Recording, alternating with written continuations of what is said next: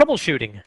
In this nugget, we address troubleshooting, and we'll start off with the discussion of troubleshooting theory. And most of these things that I'm going to be discussing through here come directly from the A+ exam objectives, so we'll follow those pretty closely, at least in summary. And then we'll also take a look at various procedures and techniques that you can use to use effective troubleshooting and narrowing down a problem. Part of that is going to be involved in information gathering, and this is the kind of information you can pick up from the customer, usually while they're still there, and you can figure out some things that will give you a good basis for your troubleshooting efforts further up here. Then we'll also take a look at the devices themselves and some things to keep in mind in terms of a general sense of making sure the devices are stable and don't give any problems, as well as some specific items that we can troubleshoot also. Now, some of the things that I don't cover here are things that we've already covered in other nuggets in terms of the troubleshooting. For example, we had a big troubleshooting section on troubleshooting printers, and we also had a troubleshooting section on networking as well. And beyond that, a big part of troubleshooting really is simply configuring things properly in the first place. And we've already done that pretty much clear up to this point. So as long as you configure things properly, you will have either properly avoided troubleshooting, or you can go back and review how something was installed or configured, and if you correct it, then you've correctly troubleshot that particular item. All right, one of the A+ exam objectives says that we need to recognize the basic aspects of troubleshooting theory. And then I'm going to just summarize some of the things that are discussed there right here, and I've added a little bit of my own as well for practical purposes. But when it comes to troubleshooting theory, that's one of the difficult things because everybody troubleshoots things a little bit differently. For example, an experienced A+ technician might troubleshoot a certain scenario differently than someone who's never approached that same situation before and who might be a new A+ technician. And that can be both good and bad because sometimes the experienced technicians will skip steps that they probably should not skip because they say, oh, well, I've seen this before, I'm just going to go right to here. And then what will happen is they'll miss something obvious and they might not really be getting to the root of the problem. So as a general rule for troubleshooting theory, these are the kinds of things that we will do, and in pretty much this order. Now these, in practicality, can change the order a little bit just depending on what the requirements are. But as a rule, this is what we'll do. First thing we'll do is to assess and divide. It's like divide and conquer kind of a situation. We want to identify systematically what the problem could be. And we use this to isolate one component of the computer or operating system away from other components. So for example, if I never get a dial tone on a modem, let's say, like a telephone type of a modem, then there's not much chance that I'm going to check out things that are wrong with the display or with my printer or other things like this. So that's how we assess what the problem is, what the symptom is, and then we can divide, since we identify where we're getting the problems. So since we assess that, we can say that we can eliminate things that are not directly contributing to or helping with the problem. And then, for example, as I continue to troubleshoot a modem, I need to verify things, including things that seem to be obvious. One of the first things you would do if you're not getting a dial tone out of a modem is to check to see if it's plugged in. So check to see if the RJ11 jack is plugged all the way in to the modem. And modems usually have two ports. And let me just kind of crudely illustrate it here, where you'll have one port here, and this is the gap for the tab up at the top. You'll have another port over here. And this one will probably say line, and this one might say tel for telephone. So the line that comes out of the wall socket, out of the wall jack, and that would normally plug into the back of a telephone, guess which one you'll plug it into here?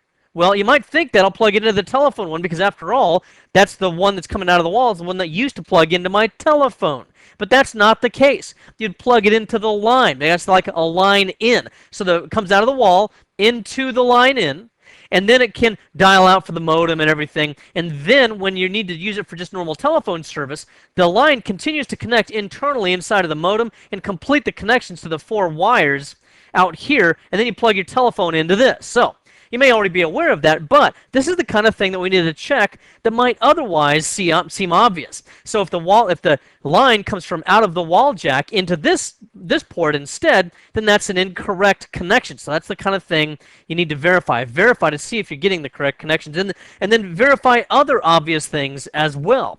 For example, is the computer turned on? Now, it's likely that you've already checked that out because if you're using a program to try to dial it out, then you know the computer's already on because you're using a program.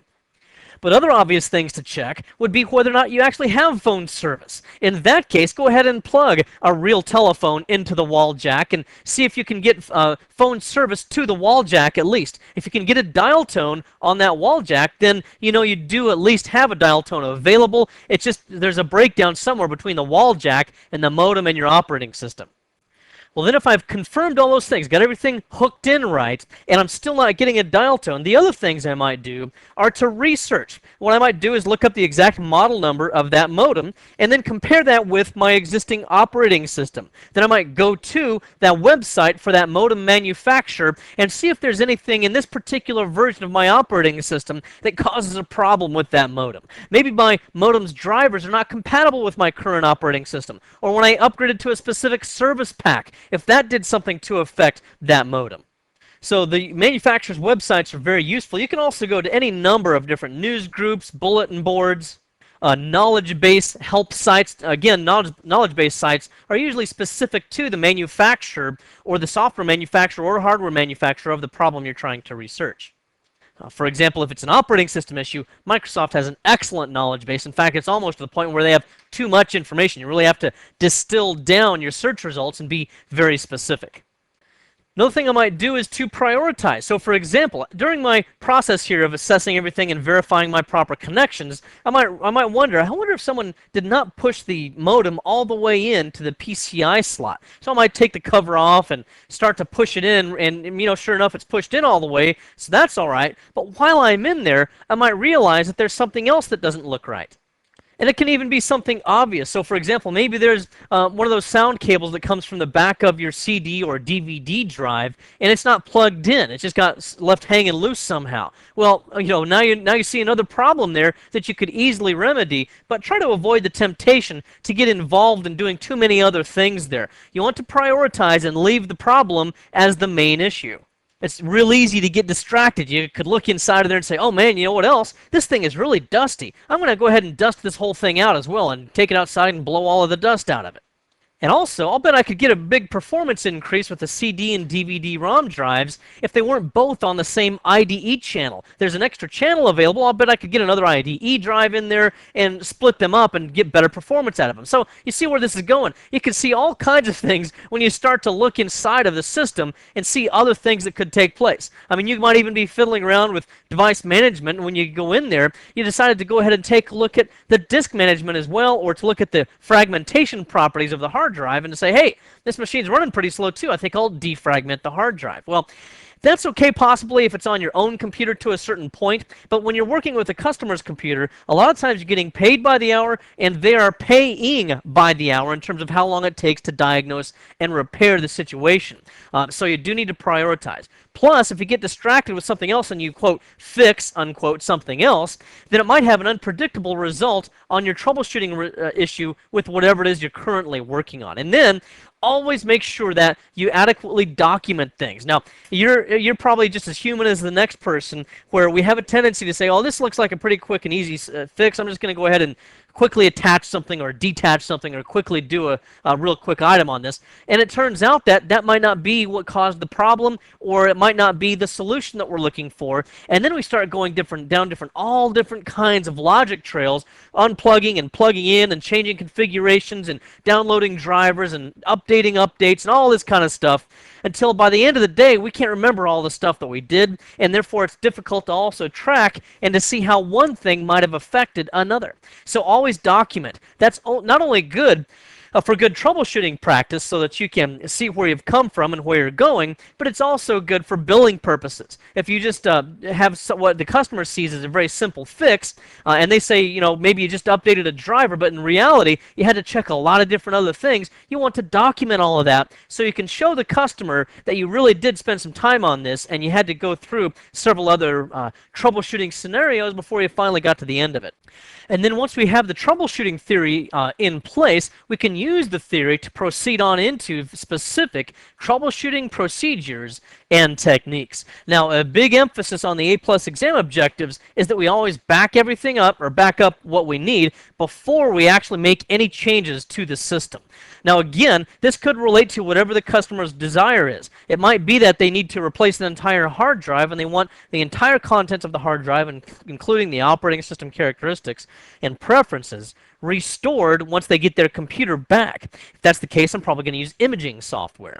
If they're not really too concerned about that, but their main priority is the actual data on the computer, and they don't want to lose their family pictures, they don't want to lose their QuickBooks file or their tax return information, then you need to specify, or ask them to specify, where that information is located so that you can adequately back it up. And just as a service to people, I usually like to put it on a CD. And if they have time to wait there, and if they're still there when I'm working on this, starting to work, I'll actually give them the CD and hand that responsibility off to them before I even proceed with the remainder of the process, because I want to make sure that they have that backup. So that's a big emphasis, and it makes sense that that is an important thing with A-plus exam objectives. And then what you want to do also, along with that troubleshooting theory that we just talked about, is to correctly identify the problem, or ID the problem. That's where we assess and divide the potential problem. Once we've correctly assessed and divided all of our troubleshooting components into smaller and smaller parts, then we narrow it down to whatever the specific problem is. Then we're ready to start the procedure here, where we have actually something to be able to work on. As we get to that, we need to isolate those problems, much like I was mentioning a while ago. With a modem that won't dial out, the problem is probably that you're not getting an audio signal. Maybe you have computer speakers hooked up to the PC, and it used to be that any time that user would try to dial out, they would hear the actual screeching noise, they'd hear the dial tone, they'd hear all what we call the handshake between the two modems, and now they don't hear that at all. Well, it could simply be that, yeah, the modem is actually working just fine, but their speakers came unplugged. Or a lot of speakers nowadays have their own separate power supply. It could be that the power supply became unplugged or got loose. Or sometimes the computer systems I've found really just work better if you're having audio problems, if you just turn off the speakers and then turn them on again, kind of like rebooting the sound. So again, it really relates to isolating the problem and narrowing things down. So we use our ears to listen for what is there or what is not there. Now, provided all of those things are in place, then we would again continue on with our troubleshooting by using visual clues to see what's going on there. Remember, that's where we would do things like check to see if the modem was plugged into the proper ports. Then we go with the minimum configuration. This is often what we need to do if somebody has gone into something and maybe they want to totally goose the performance of a system, and maybe they went into the BIOS and made all different kinds of settings that are supposed to overclock and all of this kind of stuff. Well, it could be then that they really are doing too much with that BIOS, and it might not be compatible with the processor that they've put into the system. So what we will often do is to go back to a bare configuration. This is true with the BIOS in many cases nowadays, where if you go into the configuration, you can reset it to like a factory default or to a minimum safe configuration, and then it's going to give you the most reliability in terms of being able to boot at the potential expense of a little bit of performance. As it relates to operating systems, and we'll address those coming up shortly in the next few videos here, well, the minimum configuration there would very often be something we call safe mode, which doesn't load any device drivers except for what it absolutely has to have, like keyboard drivers, because you got to have that to be able to operate the computer at all. So it just loads the very bare minimum and leaves everything else alone. Well, that's one example of a minimum configuration. But once you've come to what you think is the fact that you've isolated the problem and you know exactly what the source of the problem is, then you can also start to test the related components. What you can do is to inspect whether or not, again, they're properly connected. And then you can check for the hardware configurations. There might be dip switches on a specific device or on the motherboard that might have gotten flipped up or down in the process of doing other troubleshooting, or maybe the user was messing around in there and trying to tweak something else, and they flipped the wrong dip switch. Well, we can look at the manual of the motherboard manufacturer, for example, and see what the default settings are for a lot of these things, try to reset them, and then test it by booting up the machine and see if the problem repeats itself. And the same could be true of software. You might have software that drives a particular device, maybe a printer, for example. And if things are not printing out as expected, could be that the customer has gone in somewhere and thought that they were optimizing print performance when they were actually switching from PostScript to the printer control language, and maybe they mismatched the printer and the driver, and now they're just getting garbage out. Well, if we change the driver back to the fact that so that they can both match, they're both Adobe PostScript, or they're both printer control language, then we try to test that out and see if we can print out a good page. Then we've confirmed that we've gotten to the bottom of it, and that's how you evaluate it too. We've just confirmed that we get the results that we were looking for. If we did, then of course we'll also document that as well again. Another thing you might want to do in the evaluation phase is just to consult someone else. This is something, especially if you're stumped, this is something else you can do, again, going back to things like the news groups. And also, I found that in the IT world, a lot of us kind of get together and we talk about a lot of different things, and we're able to draw off of each other's experience. So if I have a particularly gnarly problem, I'll go to one of my colleagues and I'll say, hey, just the other day I was trying to print this out and it didn't work for me. Did you guys do anything that would make that work?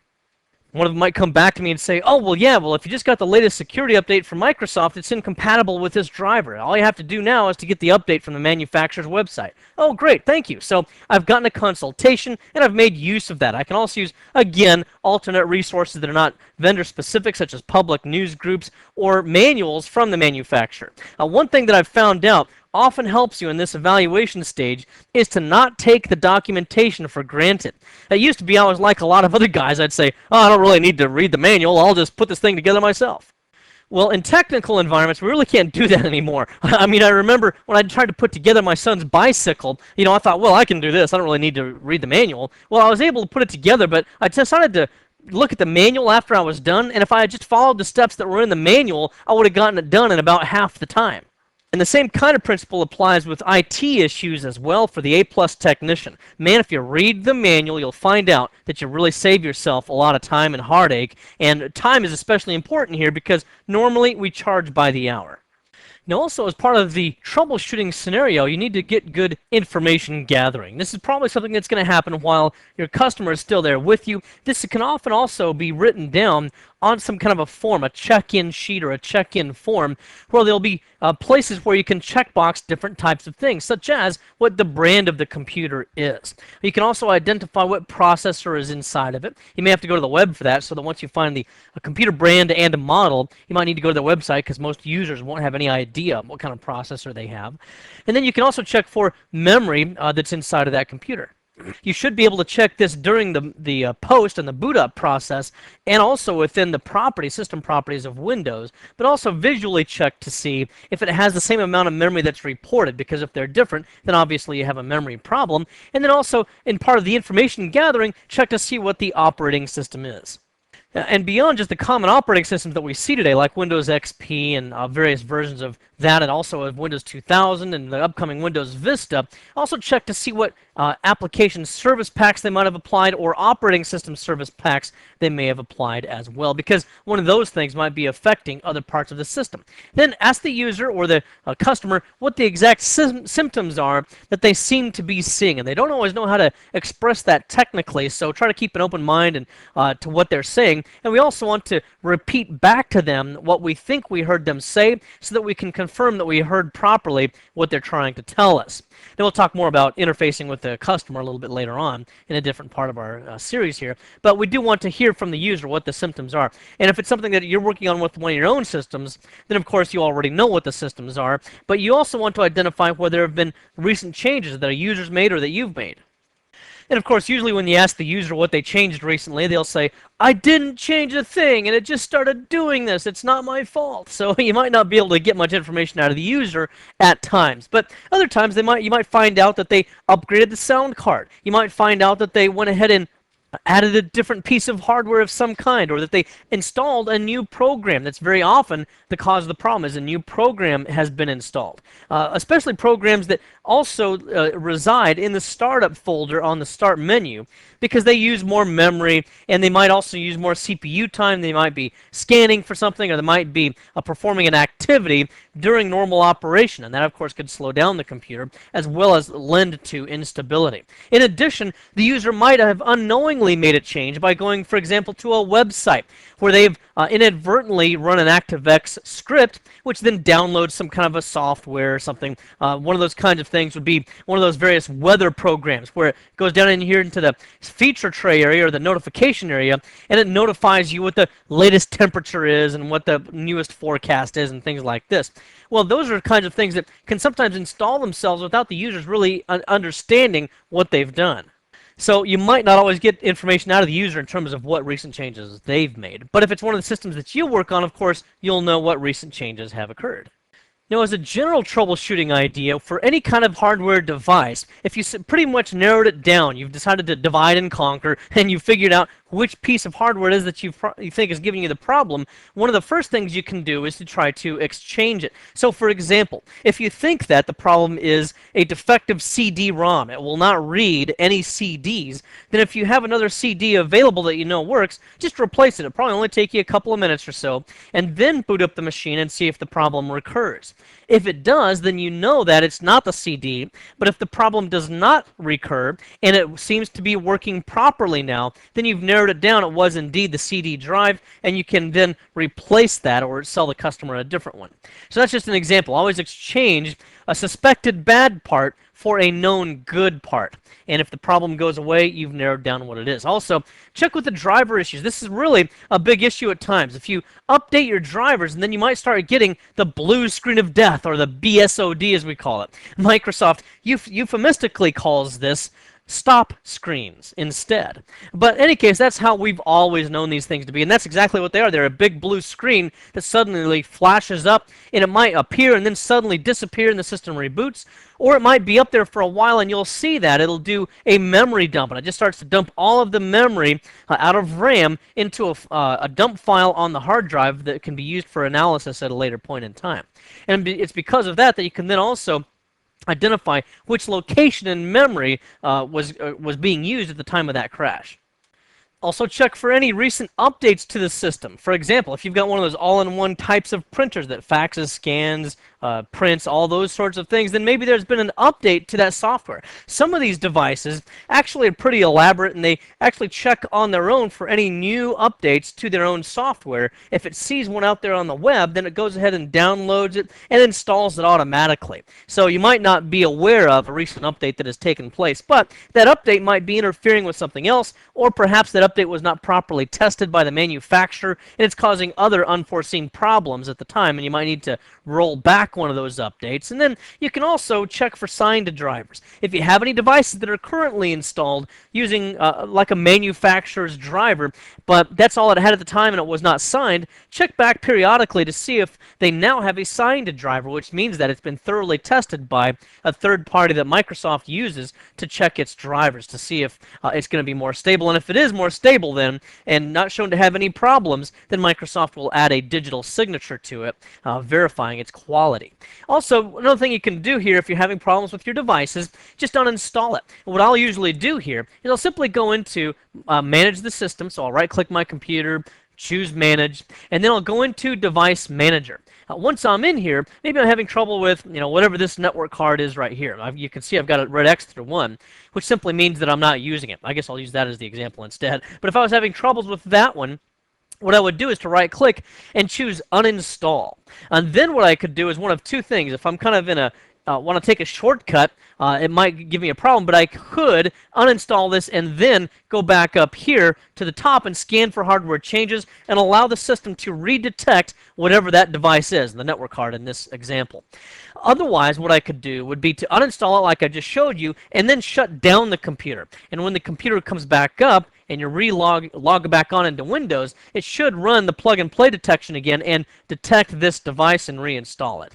So that would be one thing. Sometimes it just needs a kick in the pants. There's nothing really wrong with the way you installed it in the first place, but sometimes Windows just needs to get a fresh installation of that same device that it recognized earlier.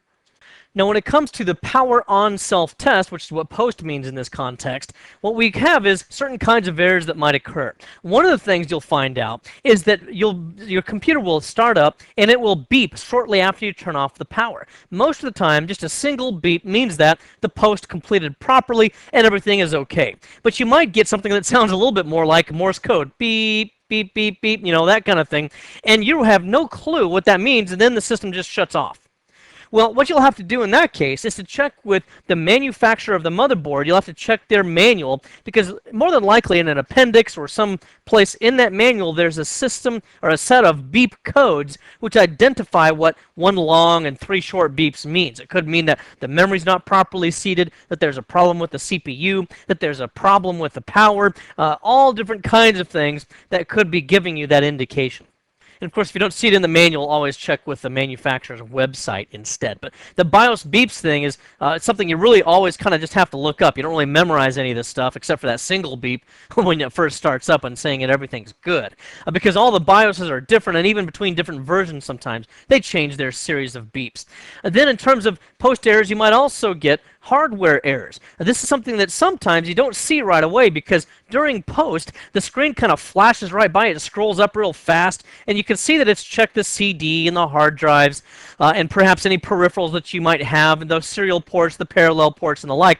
But man, it flies through the screen so fast you can't always see it. Let me give you a tip with that. If you use the pause screen on your keyboard, as that starts to scroll up, then it will freeze the display right where it is, and you can look at it and get a better look. And it might show you there that you might have a problem with something, or it was unable to detect, for example, a CD drive or something like this. And then once you're through looking at that screen, how do you get it going again?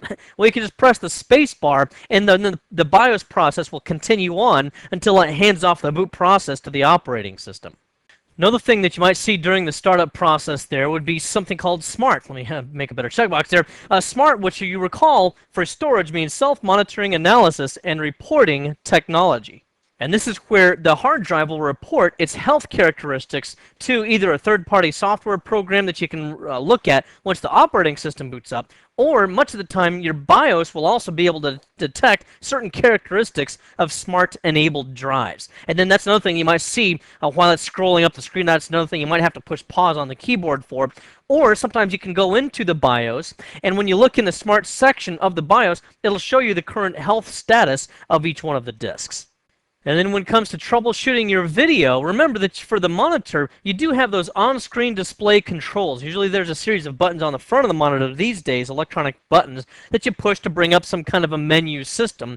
And you can go through that and to see if the user has gone through and decided to do something wacky that has changed the appearance of their monitor. For example, it might have a strange color cast to it. It might look kind of bluish, for example. If that's the case, they've probably goosed up the blue in the red, green, and blue balance. You might need to reset that to a different color temperature or a different balance. Now, especially for those users where you work with graphic artists or photographers, you might need to get a third-party control, and this is something that plugs into a USB port on the computer and hangs directly on top of the monitor. And what happens is it uses a software piece to calibrate that monitor so it gets extremely accurate balance between red, green, and blue. But most users don't need that full level of control, but just check these controls at least to see if they've messed something up. Also, you can check the pins. This is going to be something that will be asymptomatic if they have a color cast to the computer once again and you did not identify the problem in the OSD controls, but it still has a strange color cast, like it's extremely blue or extremely red or extremely green. Or if it kind of flickers between any of those colors. It looks okay for a while and then it flickers back to some other color. Well, there could be either a loose VGA cable or loose video cable, or it could also be that one of those pins on the cable is bent and is not making it a good connection. So check that as well. If you just use your small jeweler's screwdrivers or possibly needle nose pliers, you can probably straighten that out. But the more you straighten those pins, the weaker they get, and it might come to a point where you don't have a really good pin anymore, and you might need to replace the cable. Also, for your video, make sure that your video card has up-to-date drivers on it. For example, we recently found out here at CBT Nuggets even that with Windows Vista, when people would try to play our videos that we record here, they'd play okay over the internet, but if someone had purchased a CD and tried to play it, they wouldn't play anymore. And we thought that that was a problem with Microsoft's licensing and all of this kind of thing. It turns out it wasn't a problem with Microsoft at all. The thing turned out to be a simple driver update to video card, a very popular video card that a lot of people use. If they had not updated the driver, then they would not be able to play our videos. But simply updating the driver resolved the problem. And then also, check to see if you have any applications that are causing problems with that video as well. This is not normally a problem with native Windows applications or applications that are designed for Windows 2000 or designed for Windows XP. And usually on the box of the application, right on the CD, in fact, as well, it'll usually say it's been designed for those OSs. However, you might have some other applications that are not really strictly written according to Microsoft requirements, or you might have some older DOS applications. Those older applications, or those ones that are not specifically designed for a given operating system, may give you some problems with video. Usually what we do about that kind of thing is we can go into the compatibility tab on an application shortcut. So for example, if I were to go, in here, and I like to use Drive Image, and it really works really well, so I'm just going to go into this, I guess it's right there, and go to its properties. Let's say if it was giving me a problem in my video characteristics. What I could do is to go to the compatibility tab, and we'll see more about this when we talk about Windows, and I could say run in compatibility mode for a different operating system, or for video issues especially, I could run in 256 colors, 640 by 480, and disable any visual screens, which might include complicated screensavers, for example. So by doing this, I simplify things and make it potentially more compatible. Now, as far as storage is concerned, one of the first things you can do if you suspect a problem with your storage, which normally is going to be hard drives, is to run a scan on them. Now, remember, we don't have scan disk anymore. Instead, we have check disk, which you can run from a command line. You just press enter, and it should check through your system and the integrity of your file system. If it identifies any problems that it can work with immediately, it'll show you, but it might also tell you that it did detect errors and it needs to reboot the computer in order to remedy those things. If that's the case, you'll also need to do what it says up here, run check disk with the /F parameter, and that's when it's going to fix those things upon rebooting. So once again, you can run this check disk utility. Another thing you could use is any number of third-party products that will also be able to scan the hard drive, and a lot of them will work pretty well. Also, just verify the partitions. It might look like you're running out of hard drive space on a given partition, and you thought you had plenty of space, but you might see that you're actually saving data on the wrong partition. So just check the storage that's available to you on those. If you don't have enough space, but you do on one partition, but you have an abundance of space on another one, there are a lot of products out there that will allow you to redistribute the available free space around on the disk so you can allocate more to one and less to the other and so forth. Also, when it comes to assigning drive letters, this could also be an issue for you. So if I right-click my computer and go back to my Manage item, where I go into Disk Management where we've been before, remember that I might have my CD right here at CD-ROM at drive F. But that might be causing a problem, might be conflicting with a network drive by the same letter, and so I might not be able to always reliably read one drive or the other. Then I can change drive letters and paths here, click on change, and give some other drive letter, which might remedy that problem. Conversely, I might have done that at some point in the past, and now my application won't run. Remember, that's because a lot of times the applications are coded to look for whatever drive letter it was when it originally installed that software. And if it used to be drive F, :/ this program / files, then now you're on drive Q or something like that. It won't be able to find the necessary files that it needs in order to be able to run that application.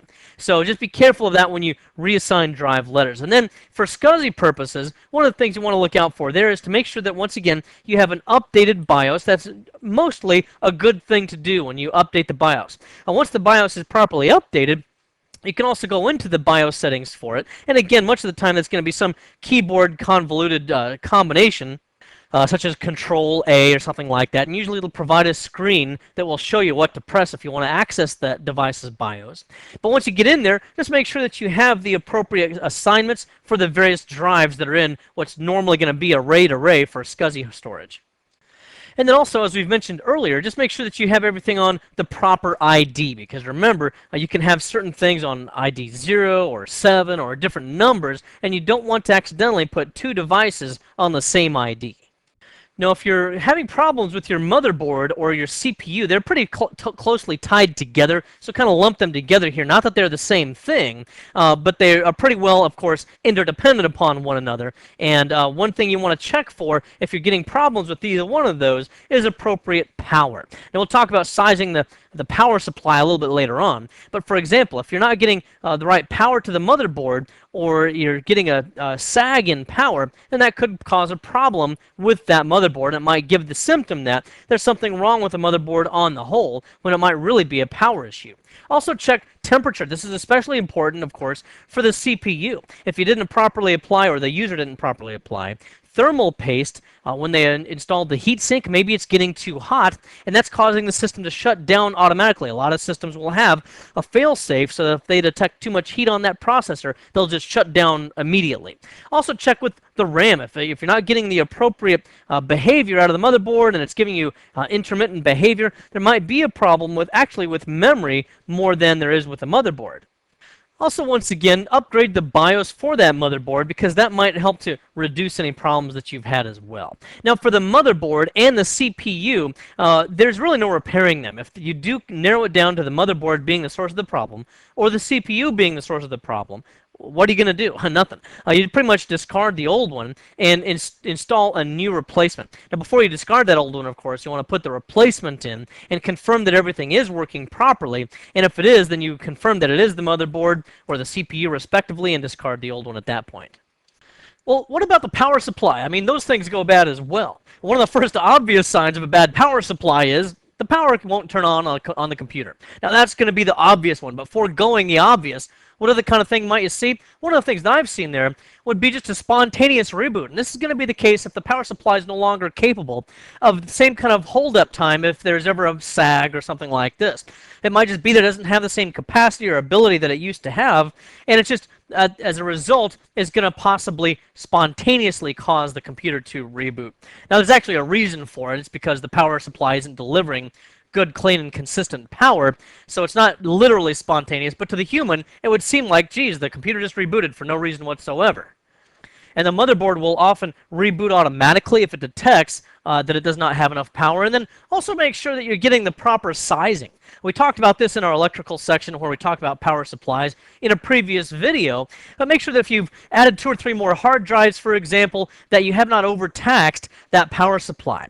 Also, check the fans of the power supply. Normally, this is going to be something that you can pretty much use your senses for. Just listen for it. If it starts to make a strange noise, or it starts to get really loud sound in the fans, you'll be able to detect this. It's going to be fairly obvious to you.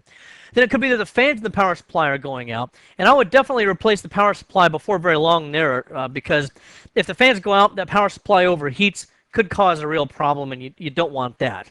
Also, the power supplies could, if they're really having a problem, they could smoke or make an electrical smell, and you want to avoid any kind of a hazard there. Also, check with getting a UPS.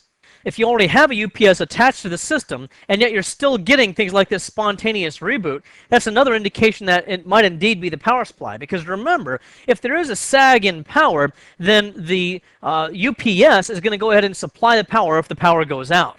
But if the power supply itself is bad, well, remember, the UPS, it only supplies power to the power supply, but if the power supply is bad, there's no delivering power to the rest of the computer regardless. And other than the hassle of having to unplug all of the Molex connectors and the motherboard connectors, and the hassle of removing that power supply, they're really not that hard to do. They're more of a hassle than they are difficult.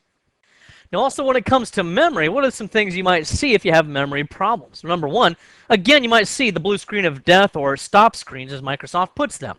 This can happen under a number of different circumstances, and it might be difficult to repeat or duplicate the conditions under which you get this blue screen of death. Just one thing to look at there then would be the possibility that you have a bad memory module somewhere. Also, if you have underreported memory, maybe I got 1 gigabyte of memory installed, but I'm only reading 512 megabytes by the BIOS and by the system properties. Well, if that's the case, then certainly one of the DIMMs might not be installed properly. Maybe the user didn't push it all the way down into the memory socket where the levers on the side flip up and everything. So it might not be installed properly. Or if it is, then it might just be a bad module. Also, you can look at memory tests. Now, this is what I'm talking about when you first turn on the computer. Most of the time, BIOS nowadays does not do the memory countdown. But you can go into the BIOS settings and normally do another option there, which will prolong the boot process, but it counts all of the megabytes in memory, and so make sure that it adds that up properly as well. Then, and it also just checks through all of the registers of the memory to see if they are functioning properly. Then you can also check with your applications. Some applications actually require more memory than others, and some of them you can actually configure that they will chew up more RAM than others. And this is because they're trying to get a priority in terms of how much physical RAM they use as opposed to scratched space on the disk, which is what some programs call it. We would probably call it the closest equivalent to being swap file space. But some applications, again, you can custom configure how much RAM it uses. So if you have an application that's using too much memory, it could affect or hamper the operation of everything else that's going on that machine. And then one of the things that I like is just a diagnostic tool. You can get these from a number of different locations, a number of different software packages, but I'm not sure I really like the software packages, because what you have to do in order to run those is to have an operating system that surrounds that software package and allows that software to run. But if you're really having memory problems, then I really don't want to check it through the operating system. I want to remove as many variables as possible, so I'd rather be able to boot right from a CD. Now, there are many manufacturers that will give this to you, or they sell this to you, but Microsoft did have something called the Memory Diagnostics, or Microsoft Memory Diagnostics. Anyway, you used to be able to download it from Microsoft. It was an ISO file. I've been looking for it lately. I can't seem to find it. I don't know if I'm not entering in the right search words or whatever, but regardless, you can still download it from a number of different other websites. Just Google for Microsoft Memory Diagnostics. And what you do is you download an ISO, burn that ISO to a CD-ROM using some CD-ROM burning software such as a Head Nero or one of those kinds of programs. Then what you do is you boot directly from that CD, and that way you don't have the operating system and applications interfering with the memory test. You don't have any applications that might have locked a certain portion of memory, for example. And I think it gives you a much cleaner analysis of the memory diagnostics. And it runs the memory through a number of different battery of tests to clarify whether or not you're getting problems with one of those modules. In this nugget, we talked about troubleshooting, where we started off by talking about troubleshooting theory to make sure that we can get the appropriate things down in terms of the overall broad sense on things to keep in mind when we do our troubleshooting. And then we talked about the various specific procedures and techniques that will help us to narrow down the source of the problem, as well as the appropriate remedy and the testing for that remedy. And remember, we also have to back up and document when we do our procedures and our techniques. One thing we also need to do is to get good information gathering in the first place. And this is something, of course, that the customer will provide for you, or that you'll already have for yourself if you're troubleshooting one of your own machines. Then we took a look at some of the specific kinds of device issues that you might run into, such as driver-related issues. And then we looked at individual components that we haven't already looked at in terms of troubleshooting in previous nuggets, things such as the motherboard and CPU, power supply, and other things. And we saw how we can narrow down various problems as well as remedies with all of those devices. And remember, a number of different things we've already talked about in terms of troubleshooting, such as networking and printing, and a big part of the rest of troubleshooting really relates to properly configuring devices properly in the first place. Well, I hope this has been informative for you, and I'd like to thank you for viewing.